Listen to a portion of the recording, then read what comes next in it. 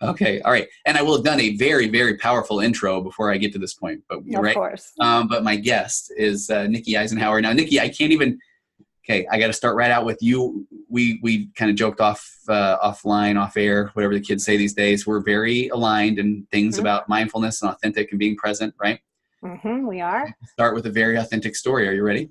I am ready. Okay. If I did more in the production value, there would be some very, very touching music right now that would take you back to a 17-year-old Tony Overbay at his home growing up. But I'll make this very quick. So I went to this leadership camp over a summer between my junior and senior years. And it was supposedly these future leaders of the world. It was in upstate New York, had to go through an interview process. So we've got like 30 kids from the US and 30 or 40 kids from the world. And these guys now, I'm the biggest not success out of the whole group. All these guys are like doctors and attorneys and congressmen and whatever. Okay. But I come home from there, and when you get a bunch of teenage boys together, the language gets a little bit bad. So I'm at home, and I think I'm still just using very colorful language. And my mom kind of called me out on it, and I said something to the effect of, "Fine, I will never say a bad word again." And I can't lie, I'm now 49, so Okay. I don't know the math, but I really have it. And I have friends that say bad words all the time, and I laugh, and it's funny, and I don't judge. But to me, it's just been something like, it's almost like when the Fonz and Happy Days couldn't say he was sorry. Yeah. So the name of your podcast, Nikki, I'm about to I don't know if I can do it. Oh. See where I'm going? Yes. So if you notice on the link to invite you to be on it, it's emotional bad $. I did notice that. I did. So you're really pushing your growth edge about to my podcast. So, because I don't want to, I love your podcast. I've now binged on your podcast. Aww. And again, but I don't know, Nikki, if me being authentic, but I feel like it would be an insult to say that you are from the very successful podcast, Emotional Bad A. Yes, there you go. I'll take it. It's close enough. All right. Yes. Let me do it. I might just at the end, I might just throw one out there, Right, like do it if you feel it, but only if you feel it. Okay. All right. I'm so grateful that you took the time though. And when I reached out to you, now that I've done the deep dive, I would love to talk to you about so many things. And we were even talking about a topic very near and dear to my heart of fighting porn addiction and that sort of thing. Like you have a lot of layers, which is I do. Right? Mm-hmm. But I reached out to you because I had a client come and ask me if I knew anything about HSP. And in my brain, I did ESP jokes. I did all kinds of stuff. I didn't say them out loud because I wanted to be very there for this client. Mm-hmm. But I don't know what HSP is. And then I just did a little bit of digging and didn't realize this is a thing. And but I'm coming to this just that I just want to hear. Teach me, Nikki. What is HSP? Okay, highly sensitive people. That's what that stands for. Okay. So I didn't come across this term in school. I've got an undergraduate in psychology. I've got a master's degree in counseling. And this was not something that even therapists were taught. And I think to people that are figuring this out, that's a real shocker that we weren't being taught about high sensitivity. I think just now it's starting to enter graduate programs. Okay. Dr. Elaine Aron and Dr. Judith Orloff, who's a psychiatrist. Elaine Aron is a researcher. Dr. Elaine Aron really started this research. And so if you get into her work, it's very much, it's like reading a textbook. It will bring you back to college, but it's really that kind of nitty-gritty scientific based information on high sensitivity being real. And the best way that I can explain it to you is I'm looking at you with glasses on. Okay. And I'm sitting here without glasses on, I don't have contacts on. If you and I are standing next to each other and we both do a seeing test, an eye test, it makes perfect sense to us that your sense of sight is going to be different than my sense of sight. And just because I have a stronger sense of sight, that doesn't elicit any uncomfortableness. That doesn't sound woo-woo at all. Right. Okay. When we go into feelings, immediately all of us have the judgment of that's just woo-woo. So if we're standing next to each other and I say, I feel more than you do because I was born with a nervous system that is just more finely tuned. It's paying attention to more stimuli than the average person. Now, once I compare it to sight, I think people go, oh, okay, I get what you're saying. But it makes us really face how much judgment we have about feelings, even in a therapeutic community. Yeah. So because then it's like, well, they're not really feeling that, or they're doing that for attention or whatever that is. Yes. Yeah. And so what we know in terms of having lots of feelings is histrionics. Yes. And I believe that a lot of people, even though the general public doesn't really know that word, histrionics, which is very like theatrical and dramatic. These are the drama queens of society, right? Yeah. Yeah. And one of the traits of highly sensitive people is that we are highly conscientious as a crowd. And I'm going to speak in gross generalities, right? Okay. Everything's on a spectrum.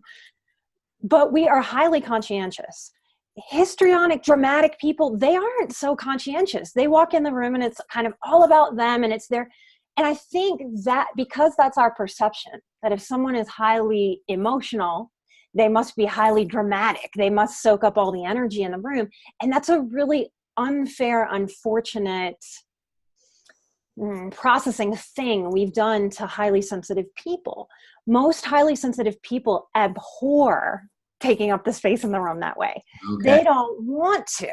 So even within our own community of being highly sensitive, a lot of people kind of revolt against this high sensitivity. They want to know how to change it, how to not be. Oh, they want to stifle it. They want to hide it. They want to.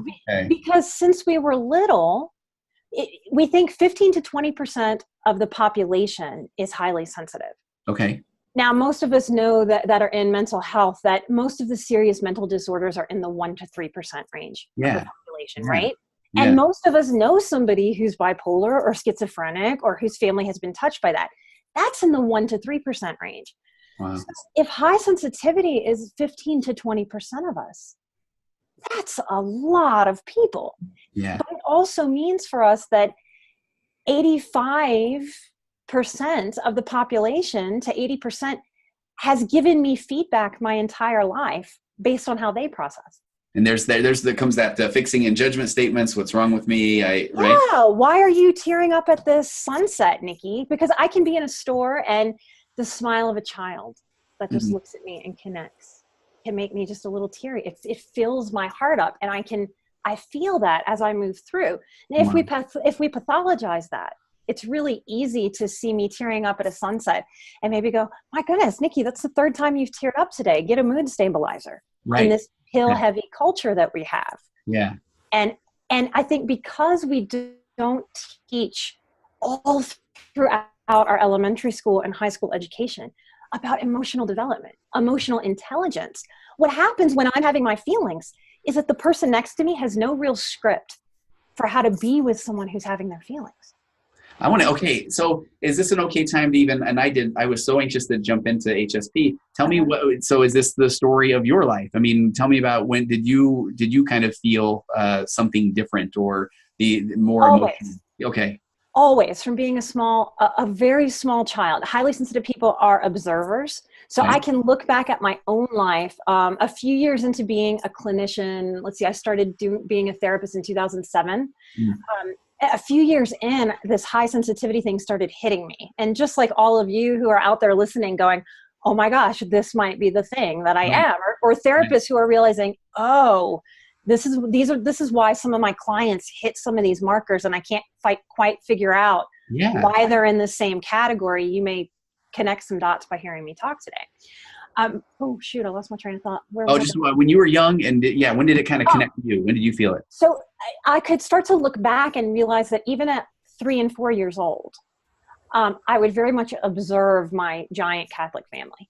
Okay. Very much observe them for football games and such. And I can remember sitting back at about 4, 5, 6, 7, 8, and just observing those games and thinking things that don't make sense for a 4-year-old to think. Like really observing, why are they getting excited watching this football game? I'm from New Orleans, big Saints fans. So watching this exuberance of emotion and anger and joy and expression that wasn't necessarily typical in how we related to each other, but then this game could be on and all this emotion could come out. So looking back, I can see, all right, that's definitely how a highly sensitive kid processes that moment. I couldn't be in that moment with them. I stood back and observed it. So we're little observers kind of from the word go. So do you feel like then that carried through high school, middle school? I mean, were you always the person that was kind of sitting back and watching? always observing, but always feeling really raw. I grew up in a very dysfunctional family. Okay. My parents split up with just one of those kind of awful War of the Roses type divorces. And that was dragged out a very long time. So I felt a lot of attachment wounding. I had night terrors. So I also started working with therapists very, very young. And I realized looking back that the more sensitive therapists, they had a feeling connection with me that transcended words, or what we talked about, especially the difference, talking to children in therapy versus adults. It's more playful and light. But I could just see like this progression. And in trying to heal myself over those years, seeing therapists as a young girl, I felt very pathologized and misunderstood. Okay. And the more that I was misunderstood by therapists that I am very critical of our profession. As much as we do very good, very, very good work for a lot of people, I think we also miss a lot and don't really know as a tribe how to step into what we don't know. And that creates a lot of hardship. So we got to do a whole episode on this, Nikki, because I totally agree, because I feel like sometimes, especially going back to that, the world of addiction and when someone is kind of throwing a lot of judgment on somebody, which only fuels an addiction. And then, somebody comes in for help and they leave feeling worse. That's, Yes. All right. Yes. I mean, and it cycles on itself. And there were lots of things that I felt like, what was wrong with me? Like, it's very easy to look back at my life. My mother married a known child molester, and I've grown up and put him in prison. Wow. So it's easy to look back at my life and go, well, obviously that's an obvious trauma that I needed to heal. But what I think hurts people and affects people even more than those sort of obvious traumas that take a lot of work are those subtle traumas. Like my mom wasn't married when she conceived me. So I grew up in the Catholic Church, and I remember learning the word bastard and asking and saying, is this what God thinks I am? And getting told, well, yes. And feel like when I look back at that, I think, not only was that a weight, like I think another child who's not so sensitive kind of goes, well, whatever, or that's mean. And kind of like runs off from it and goes and plays, and it doesn't hit so deeply.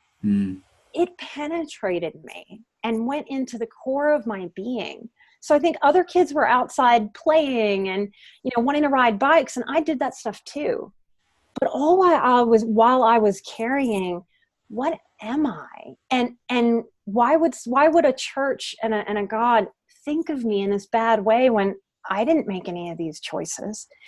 Those types of things that really highly sensitive kids process their worlds in this very deep way. We have rich inner worlds. Okay. So we spend a lot of time within our own heads. All of us aren't introverts. About 30% of HSPs we think are extroverts, which is very interesting. Okay. But we think about 70% of the HSPs are introverts. So our inner world is very, very rich. So as I started learning... Well, and because I now you got me thinking of, there are clients that I meet with that I feel like they do have an entire world developed in their mind and they don't share it. And that's really a vulnerable spot for them too, because that's yet another place to, hey, grow up, or, you shouldn't be thinking those things. Or is that the experience? Absolutely. And a lot of you're just too much. Okay. Like your feelings are too much. Like the way that you're processing the world is too much. Wow. Kind of what's wrong with you, subtly and not so subtly. Right. Don't do, Okay. Yes. And I would go do those things, but it didn't solve things for me. So I also recognize, and I've recognized this in my clients over the years, and I honor my clients as some of the greatest teachers. I'm also a yoga teacher. And in that philosophy, you learn that your students are your greatest teachers. So in all these ways, my yogic training, like everything kind of has come together to really peel back the layers and help me know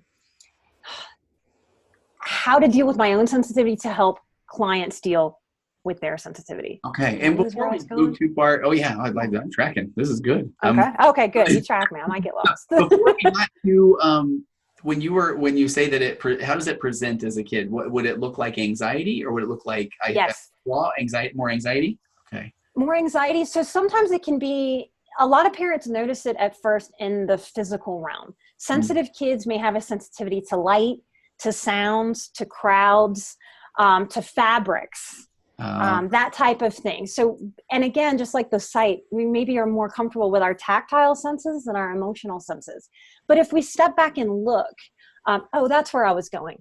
Okay. What I found, and my hunch, I don't have any statistics on this, I don't know if we ever will, and that's part of why I made my show, is in this emotional kind of realm, we can only measure so much. So I don't know how much science is going to get on board with what I'm observing within my own process and that of my clients over the 13 years I've been doing this.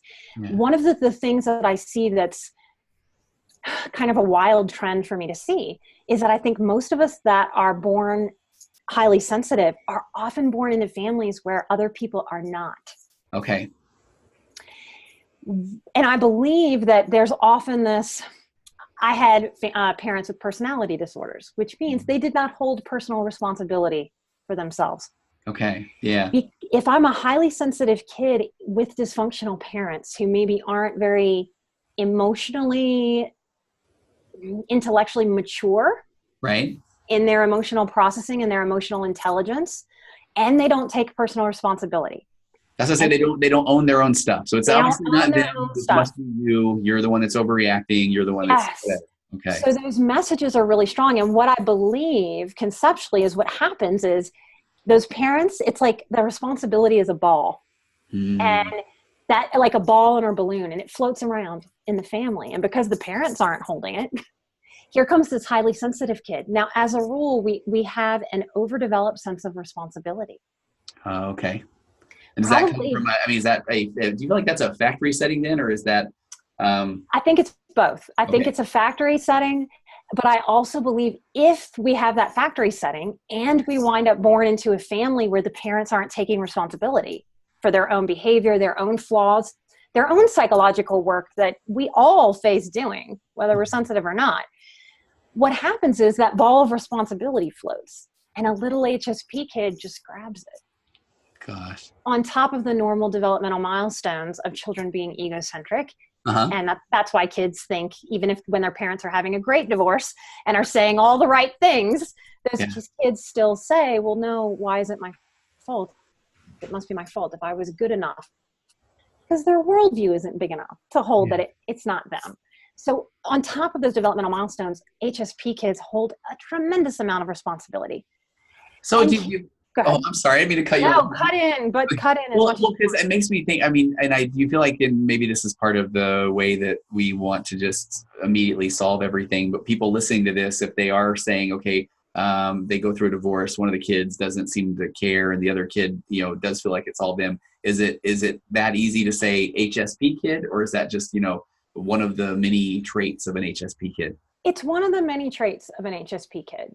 It really is. And it would behoove those parents to reach out to somebody like me and just ask some questions and really understand, is the parent sensitive? Is the parent not? Okay, if the parent isn't highly sensitive, how do they become an ally for this child? And how do they not participate in the, what's wrong with you? Why won't you just do this like your sibling? I don't get it because I don't feel this way. Therefore, something must be wrong with you. All those, the person internalizes that as what's wrong with me, shame, what am I doing wrong? Yes. Yeah. So one of the workshops that I teach, I don't know when I'm teaching it again, as I say this, I taught it last year, is how to unleash the superpowers of high sensitivity. Okay. My sensitivity is a superpower. When you do the healing that you need to do to kind of remove the layers of trauma, of shame, of nervous system just being on over a lifetime and never allowed to relax. Okay? It takes a certain removing of enough pain to get to the place of, wait a minute, this isn't something that plagues me. This isn't something that's been hard for me. This isn't something that just makes me move through the world and I have to sigh and roll my eyes because another person goes, what's wrong with you? Why are you crying? Yeah. figuring out that this is truly a superpower. I believe that highly sensitive people are true leaders in the world. Yeah. In what way? More empathy? I mean, is that, or more empathy? Okay. We also tend to have more vision. Okay. Of the future. And that's part of why we have more anxiety, right? You know that our anxiety is about the past and the future. 9 times out of 10, we're just fine in the present moment, but our mind is running around in the past or the future. So we're either overthinking and overprocessing. So I do a lot of work with people on, hey, I want to work with you and coach you on how to think, not overthink. Okay. I love because that. Overthinking is as useful as underthinking. Only we don't like to accept that. Yeah. So learning how to just think is very important for an HSP, not to rehash the past too much or not to project into the future. We kind of border, because we're so perceptive. I would call myself an intuitive. Okay. Because we're so intuitive and perceptive, we kind of border on psychic. Okay. That sounds very hooey and, hippy dippy to a lot of people, but it's because we can sense that vision example that I gave you of course I can see the mountain in the distance a little more clearly than you can. I don't need glasses. I can also see kind of the dominoes that may fall next for someone. Not that that's 100% accurate. Not that that's prophecy so much of future events. I can't tell you, oh yeah, you're going to meet the guy of your dreams, next week. That's being psychic, and I don't consider myself that. But we can really see what's about to happen. So when an HSP goes to a traditional clinical therapist, and that therapist stops short at stop projecting, be in the present moment, as much as that's an accurate redirection, that does help us manage anxiety, it doesn't honor how often I project, hey, this is what I think is going to happen, and I get proof that I'm right about it.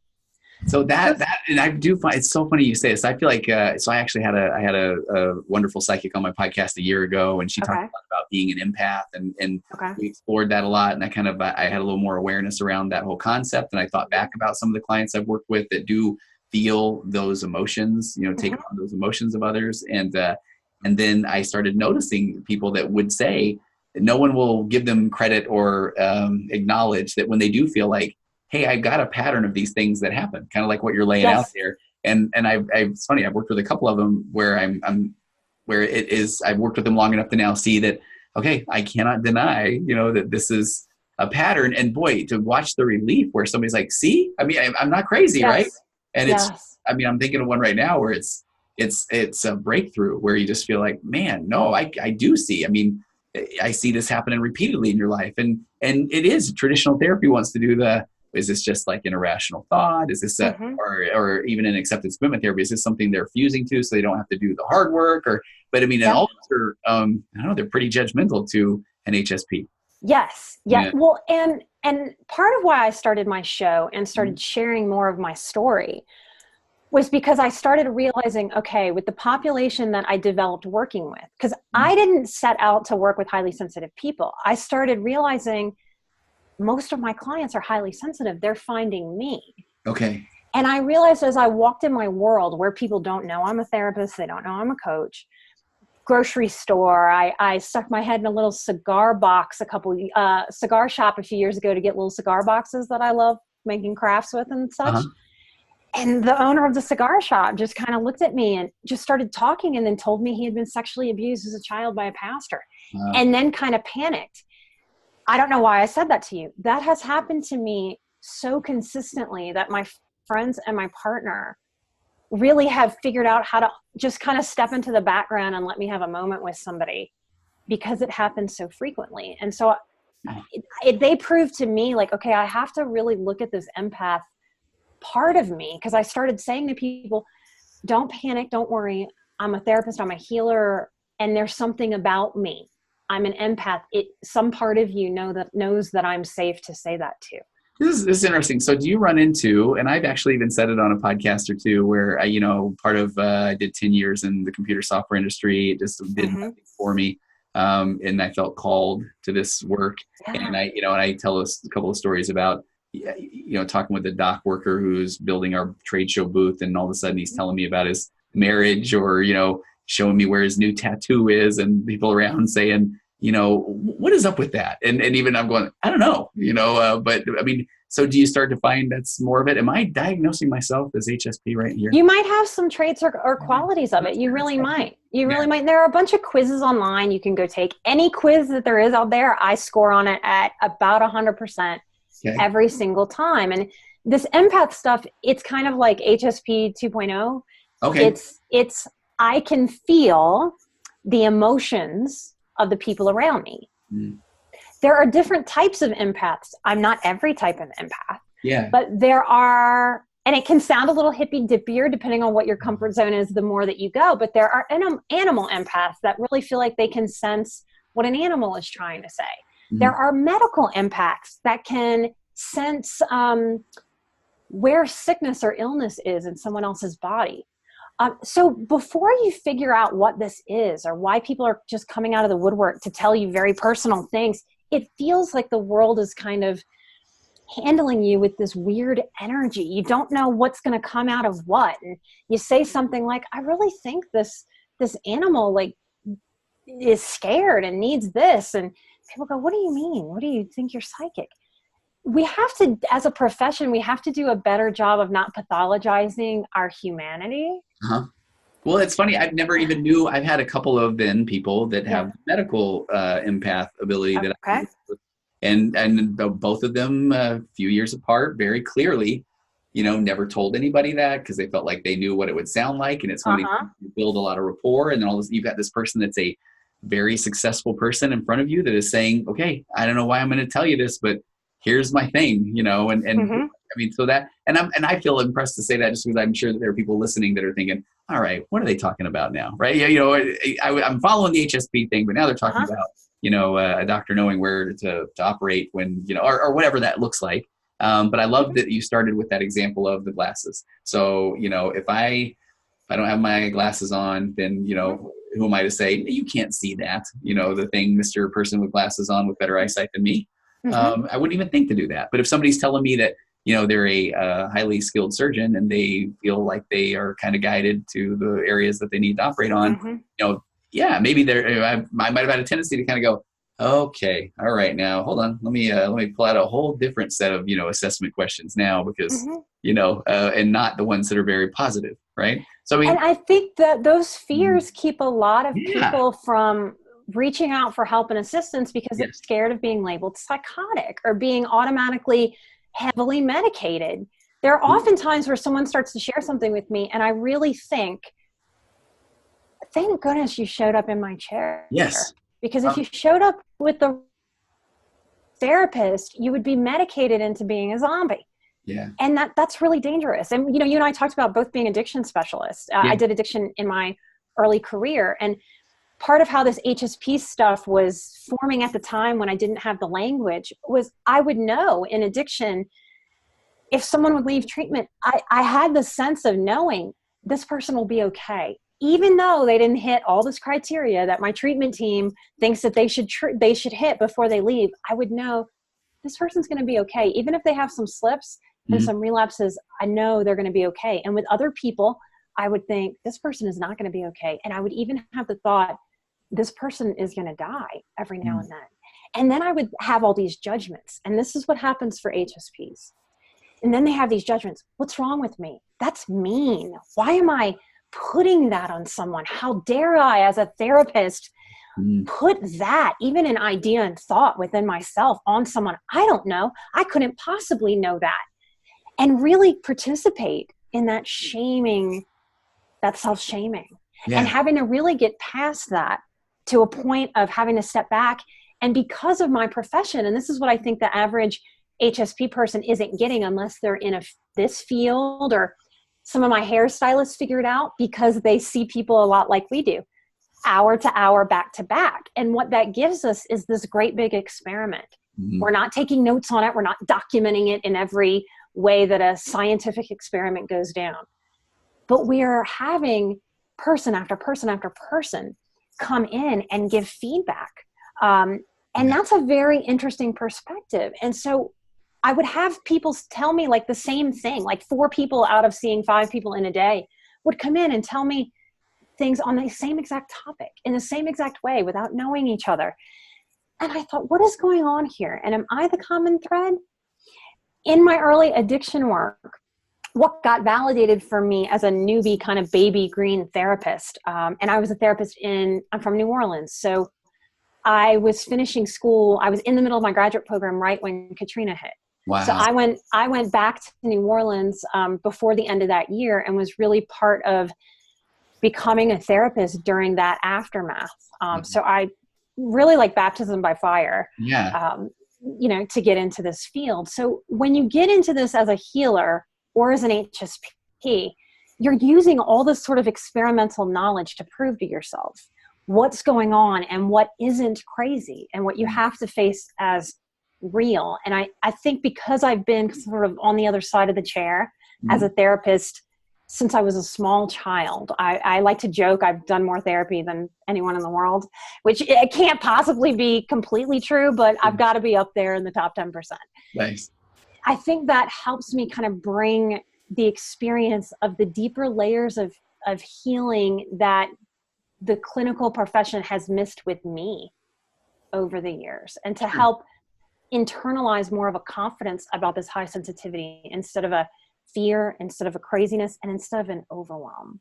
Can I ask you, so because I still am at this point where I just learned about HSP, and the person that had kind of brought it to my attention, I felt bad that my brain goes to I haven't been able to help them the way that they need help. So I'm trying to do this deep dive and learn more about it. When you get someone who comes to you and they haven't had anyone who has understood what HSP is, what do you do? What do you tell them? How do you start? I mean, is it more, I know there's got to be a lot of validation and empathy there, but are there things that someone can do to start to make their world? Because I've read online stuff about it's okay to have more downtime. It's, or what are some of the things? It is that really a lot of radical understanding about who you are. So the first thing I want to help an HSP do is stop fighting their natural sensitivity. Okay. You can't turn it off. Like my hair is wavy, my skin is this complexion, I'm looking at you, you've lost your hair. There's certain things we just, 15 years. Right there. My partner doesn't have any hair either, but it's one of those things that we have to learn. And I don't think we teach our kids, much less the adults in our American society, how to do this. We have to,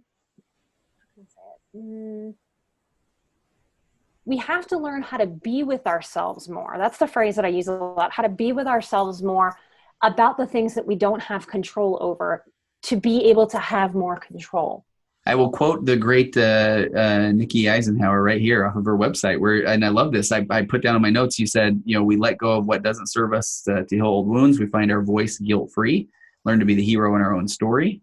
Embrace guerrilla self-care, laugh with lightness of the self-development path. I mean, basically that whole just being you, being real, being more accepting, to shed the shoulds. I should be doing that, right? Yes. Okay. Yes. Yeah. So a lot of HSPs who show up with anxiety and depression, it's because they felt like weird aliens in their own world for so long. So what I want to offer them is a lot of normalization. We also tend to feel a high sense of integrity that comes along with our high sensitivity. I just listened to your episode about quitting. Oh, yeah. I think that's a place where we help HSPs process where they can quit certain things, and how that's so essential in life. Is we're going to pick up so many things. Why we have developed as a society that it's so hard to quit is really crazy and backwards. Well, that's good, because there was the one where it talked about, if that thing that they're trying to reach is just out of reach, and then they're just trying harder to get it, but they're never going to get it, right? Then if they're trying to be that, whatever that they believe is normal, I need to stop crying whenever I see a whatever commercial, or right, I'll train myself, I will whatever, and that's not productive. Yes, and an HSP wanting to be less emotional, less sensitive, is as wild and crazy as me wanting to be like a professional basketball player. Okay. I'm a 5'3" shorty Italian. Like I'm not going to do it. I don't have that skill set. It's not who I am. It's not who I was put on the earth to be. Those are not the gifts that I have to serve with. There's a note for yet another episode. We got to do the old, you can be anything you want to be, right? That's the episode. That's what I always say. If you're like a 5 foot, I always say 5'2", 400 pound, 60-year-old guy who says, you know what, I'm going to do it. I'm going to the NBA because I read everywhere. You can do whatever you want to do. And I know, right? I feel bad saying, right, there's another topic we'll cover, but I love it. That brought me so much depression as a young woman, because I grew up hearing that so much, and then realizing I wanted to be a doctor and deliver babies. And then I realized, I come from a family that has no money for college. I could not do that. I could not get into those schools and support my life and do that. So I had a real existential crisis about this whole, you can do whatever you want. No, you cannot. And that's actually a gift. It's empowering. Yeah. It is empowering. So that's part of what I help HSPs with. And I think all therapists and coaches need to help sensitive people with, is getting to a real place of acceptance. Maybe even having to grieve that, nope, you have carried around this expectation that one day you can just be less emotional, that you have thought that is the goal, and that's not your goal anymore. So that's liberating. That is freeing. Then I can cry at all the commercials I want, right? I want to own it. You can. And that's why I think we're leaders. So what I've learned to do in my world and model and coach others into doing is, if I'm in that coffee shop getting a coffee and somebody's sweet little cherub baby. So I am very connected. I'm not a mother. I am not planning to have children, but I'm very connected to children. So I believe part of my calling is to do this work to help empower parents to be more present, emotionally aware parents for their children. And in that way, that's how I get to serve my mothering energy that I was born with. Yeah. And I have learned to be peaceful with that and happy with that, even though my whole expectation of my life was I would be someone with about 6 kids. So learning how to go with the flow as an HSP and do what you need to do for yourself as you figure out what you need to do. That idea of me being someone with a lot of kids, that fit the morals and values and beliefs that I was raised with. Sure. Yeah. It does not fit what I need in terms of the amount of quiet that I need in my life to feel grounded. Okay. The amount of control that I need over my physical space, and to know like what's going to happen in my day, and to have a reasonable plan with my day. So that's part of what informed that decision for me. So we really want to be able to draw HSPs out to meet themselves in this crazy, chaotic world. Understand that the crazy, chaotic overwhelm isn't coming from within themselves. It's coming from these crazy go, go, go, go, go, more. Nothing's ever good enough. Answer your phone from your corporate job at 6 a.m. on Sunday. Expectations. Yeah. When I'm out in the world and I get emotional, okay, I have learned to do this. I've never, ever, ever would have wanted to learn to do this, but I have accepted that, okay, this is me accepting who I really am in this world, and I refuse to fight who I am anymore. I will look at someone, and if I tear up, I go, wow, your child's got a really beautiful spirit. Or, wow, like you've got a really beautiful outfit on and you're just working it today. Like a beautiful person, like feeling their confidence will just do it for me sometimes. Yeah. And I'll often offer a compliment. And sometimes I'll get a little teary. And I'll just say, don't mind me. I'm a tearful person, but I'm also really strong. Okay. And they stop, and they often kind of look, because that's like a weird thing that they've heard together. Like, wait, strength and tears at the same time? That's not what I've been taught about this. And what I realize is that person, once they digest it over a fraction of a second, they sit with it a second. And they go, oh, okay. And they meet me with a different energy. Why? Because I met myself with a different energy. And what most HSPs are doing is they're walking through their world apologizing constantly. Yes. I'm sorry I'm so emotional. I'm sorry I see the world differently than you do. I'm sorry I see the pain in the world. I'm sorry SPCA commercials break my heart. I'm sorry that I can't just watch that horrific, vile movie with you and be comfortable. I'm sorry. We have to stop it. Yeah. And we have to own that it's our job to paint the stage for people. And when we're painting the stage for people with I'm sorry, I'm a problem. Yeah. This is a problem. They're going to meet us in that and go, yeah, okay, it's a problem. When I step up for myself and say, this is how I am, and this is actually a display of strength. Yeah. So I'm owning it. I'm not going to do that. I'm not going to see it. Right. Yes. And so healers really, I believe that's the task there, is to help people step more fully into that. I love this. Bring me your HSP people. I'm ready. Yay! Good. This is good. This is really good. Yeah. Well, we have talked 40 minutes. You know how fast that just went, Nikki? We could probably go a whole day. Oh, totally. We need someone to reel us in with the timer. Absolutely. So, but before I let you go, though, I do want to hear. I didn't get to enough of your story. I mean, okay. Do you have another few minutes to kind of share? Sure, absolutely. All right. I do. Okay. So you said you didn't really have this awareness of what that you were an HSP, or that there was a thing for it until you were in your practice. You were doing the work. I was working in addiction work. What started to make me realize, all right, I have some kind of perception ability, is I did addiction work with doctors and nurses, which is a very hard group of people. So again, baptism by fire during the middle of Katrina. So overwhelmed. Everyone in Louisiana was totally overwhelmed and fried trying to do that work and manage our own self-care with everyone else's. And what happened over those few years is I went from the IOP group, the intensive outpatient, where people don't live at the facility and come in, if you're not familiar with those terms. And then I moved into the trauma group. And as I was in the trauma group, what started happening was in our clinical meetings, and that just means all the staff. So the medical doctors, the addictionologists, the clinical staff, the therapist would all get together and discuss different patients, where were they, and decide how to step them down or if they needed more care. And we collaborate that way in this profession. And those professionals who were very much my mentors and I was the newbie and I was learning from them, they started saying to me, Nikki, will you watch these parents in the family group? I moved from IOP to the residential program. And what started happening as I met family members and would do big groups with 30 people of their families and the patient, I would pick up vibes and I could just see how they interacted. And I would know, ooh, there's sexual abuse in that family. And because I have such a super responsibility about not putting my own stuff, right? That's what you learn in therapy, that no one knows you learn, is how to not put your own stuff. So I was hyper aware of, all right, I have this severe trauma history and I'm working through it as I work through it. How do I don't want to put that on my clients at all. So as I started sensing this, I would go to my supervisors, I would go to my counselor. I would say, am I sensing this because I'm projecting it? Or is this what I'm sensing? And because I got that experience over and over again, where the average person, if I wasn't in this field, I might meet a family and have that experience, right? I might meet a friend's family and go, oh, something's wonky here, but I'm not going to get it confirmed. Right.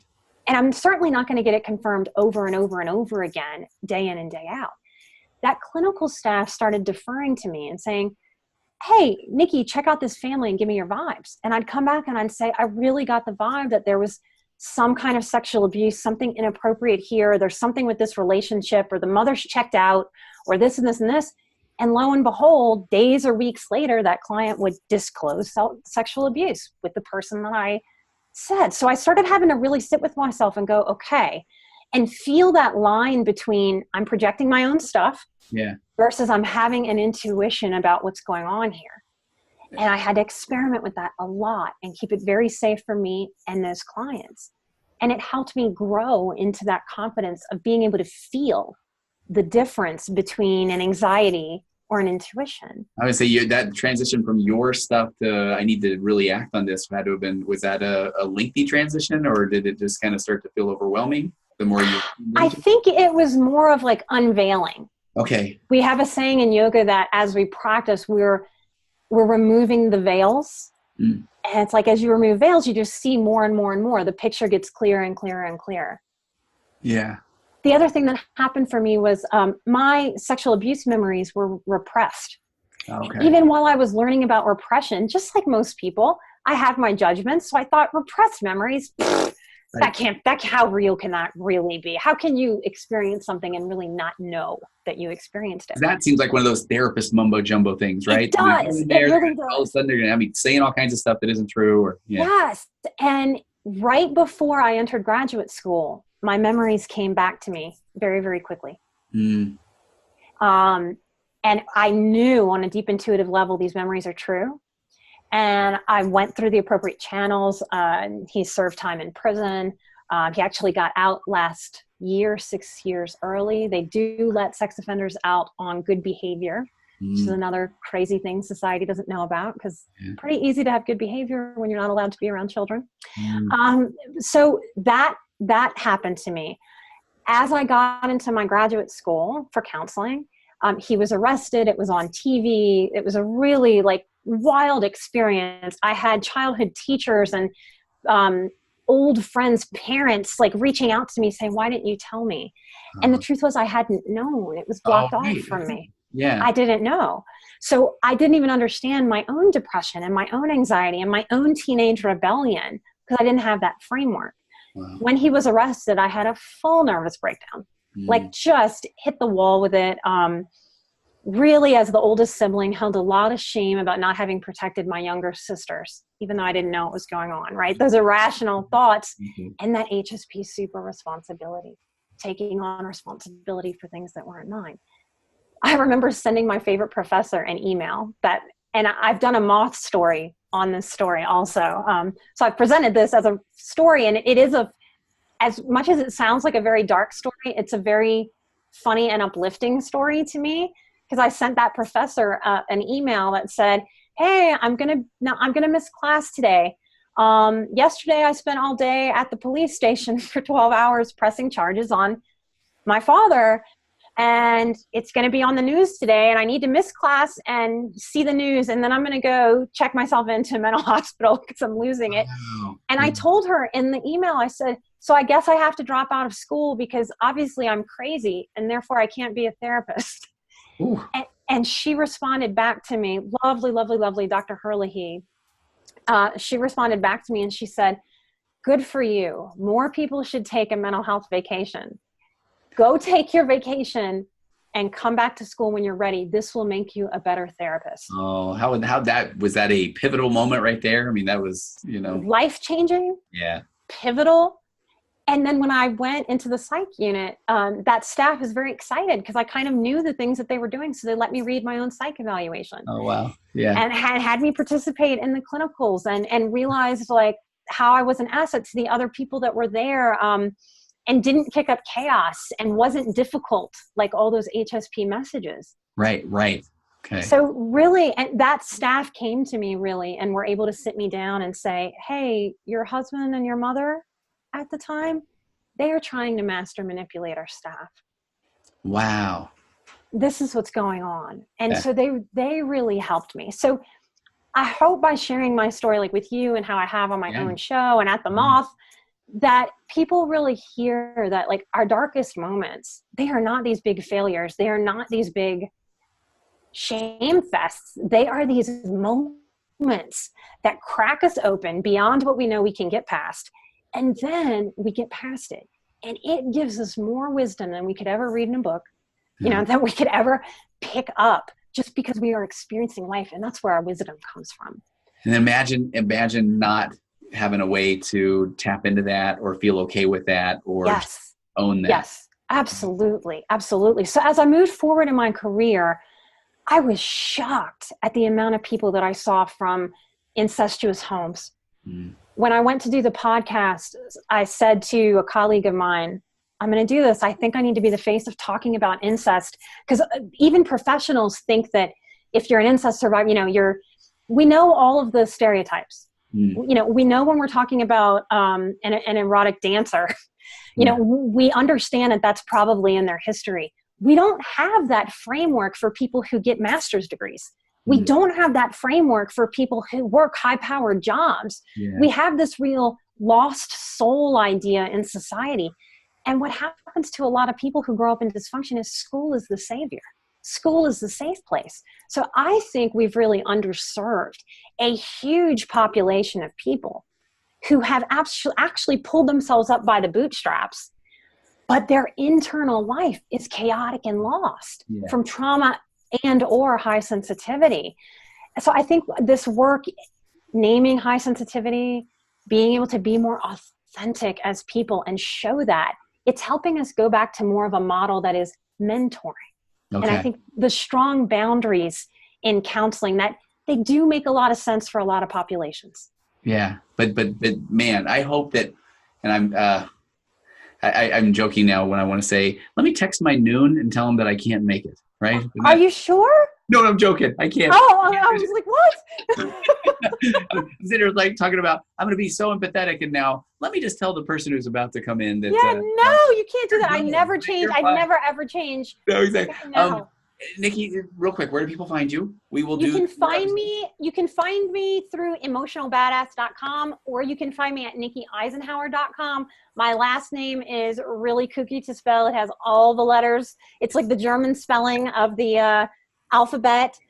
So emotionalbadass.com is the best way to kind of find me. And I will link that, even though I couldn't say it, I will link it. I will link it like a champ. Cool.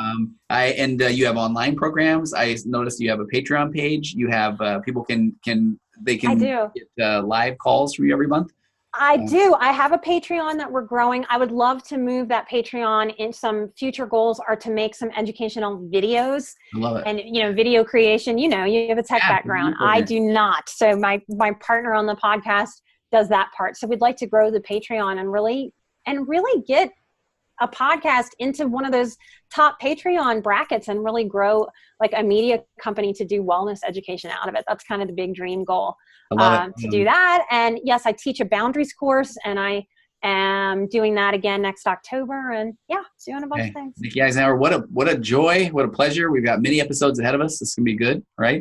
Yes, we do. And I'm going to have you on my show. You have to come on and talk about dealing with porn addiction. I would love to do that with you. Okay, that would be great. I would love to. All right, I'm going to press stop and hang on here. Okay, I want to. Okay. All right, but thank you. Thanks, Nikki Eisenhauer from Emotional Bad